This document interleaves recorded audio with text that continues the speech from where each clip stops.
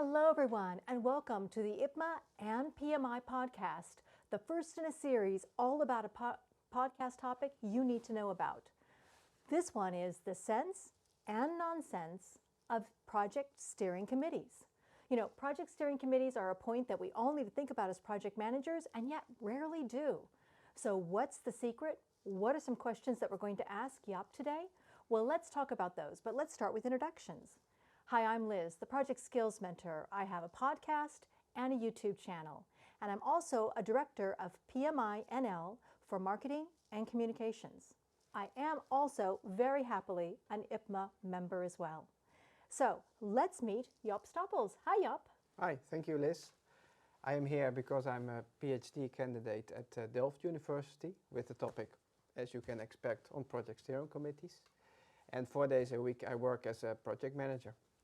So you're someone who knows everything about it, and you've been doing a lot of research, right? You said you were on your third round of research I'm on this not sure topic? if I know everything, but yeah, it's about, I'm busy with the third round. 2 rounds are finished. It should lead to scientific papers. And now we're starting with the third one together with my colleagues. Excellent, excellent. So one of the things we want to talk about, let's just get right stuck into this. What's the point? What's the title of sense and nonsense? What is that about? When I ask people why a steering committee, then often the answer is that's what we do in our organization. That's what we're used to. It should be done. It could be a formal rule. It could be just a habit for the larger projects. And then typically there's a project manager who makes some sheets. There's a first kick-off meeting, and then the members just start. Which raises the question, why should there be a steering committee? When are they useful and when are they really nonsense? And I know that opinions vary. People say, not a steering committee again, it only delays decision-making time. And others are saying, well, there are times in my project where I really need an engaged steering committee to help the project move on and to solve difficult topics. Yeah, I agree. I can see both sides of that point. I guess we need to back up a little bit, first of all. What is a project steering committee? Yeah, if you look at it formally, it's a group of people that act at strategic level. They're often senior managers, and they're responsible for achieving the business case of a project or a program.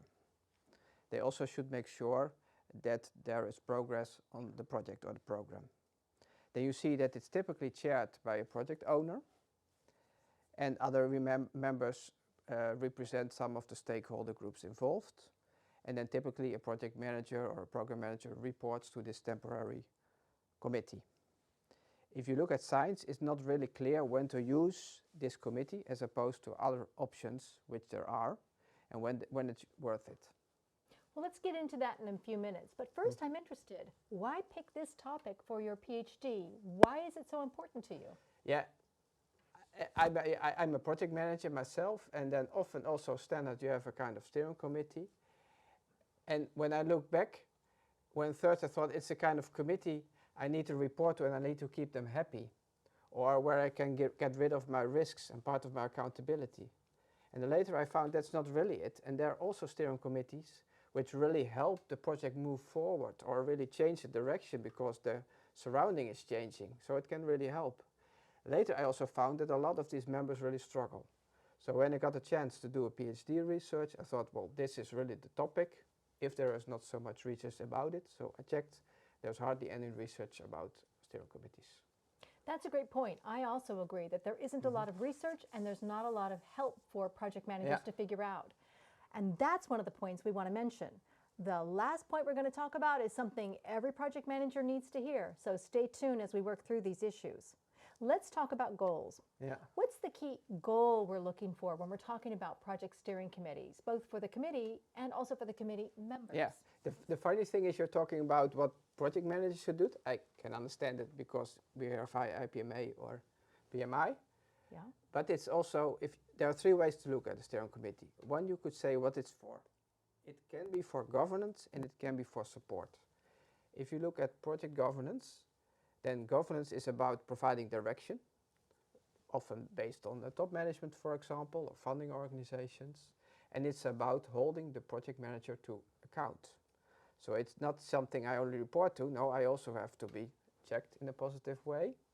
if I'm doing as a project manager what I agree to do, and also if I do it in the way that I should do. I shouldn't commit fraud, for example. That's logical, but it could also be other things which are only appropriate to a certain culture. The second part is that the project might need support. That's especially the case if you have all kinds of conflicts of interest between stakeholder groups, which cannot all be achieved together. And then it could be really above the pay grade of the project manager or about the information and so on to really solve that. And sometimes you need a steering committee for that. That's one way to look at it. The second way to look at it is that's the link between the permanent organization and the temporary project organization. I'll repeat that. The permanent organization is the organization which will use the products, for example, IT system or a new dike or something like that, or the funding organization, could be several funders. The project itself is temporary, so you need to have a kind of link. If you deliver something as a project, often you deliver a product like new IT system, but the benefits are only realized in using it. So that's also a way to look at the steering committee as this link between those permanent and temporary organizations. A third way to look at it is as a place where stakeholders meet. You often see that those members are people representing stakeholder groups. It's not that all stakeholder groups are represented, but at least the major ones in the funding and the owning organizations. And if you look at that and what goals do people mention, I look at my paper for a list. Make sure that the project aligns with the goals of the overall organizations, which can change, of course, during the time of a project, especially when they're big and long. That's the direction part of the governance. It's about making decisions with authority. So it's not just you make a decision, you also have to make sure as a steering committee that people follow that decision. It's about providing resources. It could be money, but often it's also people or equipment, for example. It's about providing structure and clarity to the surrounding organizations, so not the project group, but also people around it. Where's the decision? Where should I go if I don't agree with something? It's about communication with peers, with management, also with the project managers. So members also have to do something. It's about championing the project, so it's even more than just communicating. And the last main goal is to provide a platform for main stakeholders where they can work together, exchange information, process information, and share goals, hopefully. Yeah, and do you find that these aspects of the goals can actually be all-inclusive? In other words, a great steering committee can do all of those things over the life cycle of the steering committee. Yeah, they can. Often they don't, but I've seen examples where it's really the case, in that there is a good steering committee which really helps a complex and high-risk project move forward with senior people, but also people who want to work together on a goal. And even if their interests don't match, they still want to find a kind of common solution to let the project move forward in the interest of all the organizations also. Yeah, indeed. My experience is this great steering committee magic happens when the project and the steering committee take a journey together, and those steering committees not only become the kind of people who speak to the project's needs, but also speak on behalf of the project, become emissaries to their organization. And as you say, they're going to take the keys of that project and then run with it later. They're going to have an operations issue, they're going to have a new service, a new product, something else involved there. And the more they own it through the process of communicating the benefit statement to the organization, the more that project was likely going to be successful in the organization taking ownership. Related to that then, about the benefits of the steering committee are the benefits that you can talk about related to the steering committee members, having steering committee members versus just that one product owner you talked about at the start. Why not just have one guy who does it all? Yeah, sometimes one guy or a woman is enough. If the complexity is limited of the project, if the risk for the funding or the owning organization is risk. I've seen examples where there really shouldn't have been a steering committee. Just as an example, there was an organization who wanted to have a new website. It was not just a website, there was more complexity, but the supplier had done it before. It was costly, but not that costly that if it would fail, that it would be bankruptcy of the organization. So people were doing what they're going to do. Why do you really need a steering committee then? And another example is I have a lot of experience in ERP implementations, like big software, and you have to do that together with changing processes and people and etc. You always need one because there will be conflicts of interest. There will be also be senior managers who will have to go back to the department and say, okay, this for you is a disadvantage in this area, or it's a change, but still we have to do that because for the common good. Yeah, I agree. And actually, as I've experienced also on ERP, somewhat like you, Jaap, that oftentimes big projects like ERP or creating a dike or developing some offshore thing are actually a series of projects. Yes, You're the also, project manager for one, but it all needs to fit together. And making all the cogs in the wheel fit together is a big reason that steering committees kind of are looking across the organization and also down at your project, not just down at your project. They're connecting all the dots together, right? Yeah, the permanent and the temporary organization, like we say, but also Right. providing direction based on things that change. I think we'll get back to it in one to the next podcast. But for me, you say the project steering committee is a governance body. Then you could think that the people being there only have to do governance, providing direction and hold to account. No. In a complex project, they also need to do something like what you said, what I would call championing the project. Do it together. That makes it strong. And it can be really challenging. And we will come back to that later also in another podcast, because there can be a conflict of interest between the responsibility that you have in your permanent function and the one you have in the steering committee. Especially when we're talking about the dike, for example. It could be if you're an alderman for a municipality that your council, the city council, is saying you're not allowed to do that or you must do this and this, but it could be against the project interests. This topic is even more interesting because then the alderman is not allowed to overrule the city council. So you have to come as a steering committee together with the project team also with a solution.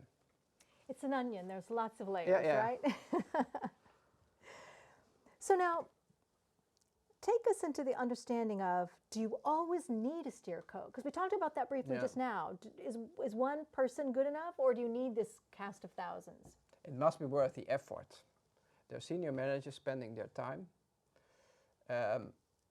It's useless to let them spend them time if it's not needed, and also probably they won't show up or they won't prepared. So there has to be complexity in the project which poses a risk for the organization if it fails, and there has to be complexity which needs support. If not, just report to one person or to a top management team, for example, or another management team, or in bigger organizations there might be a portfolio board for all the less risky projects. And they don't, often you have rules like projects above a certain value, but actually it should be more about risk for the organization and support needed than the value, but there will be a correlation. Yeah, that's true. And actually, when I think about it, the fact of the matter is there are lots of alternatives to different kinds of steering committees, whether it's just one individual or this mini steering committee for a project. And then part of deciding that actually is having a lot of factors you're going to talk about maybe in the coming weeks and months. But one of the things I wanted to ask all of you out there is, what do you think about what Jaap is saying so far? Does he make a good point? There's time for a steering committee and maybe not? What have you found? Put your comments in the links below. We'd love to hear from you. Okay, let's talk about that. What are the alternatives? Yeah, like having a portfolio board. If your organization has a lot of projects, like only one person who's the project owner, and you just have a meeting every now and then, or you have a management team. What you also see sometimes is that the steering committee is actually a management team with a separate meeting. Could be practical.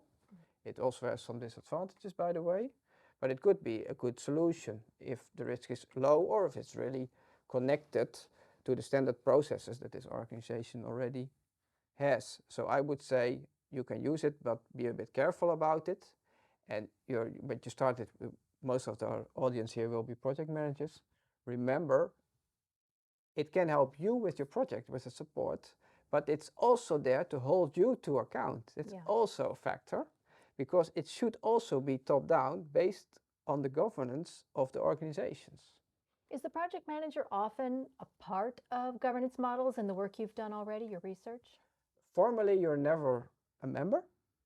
Practically, you are.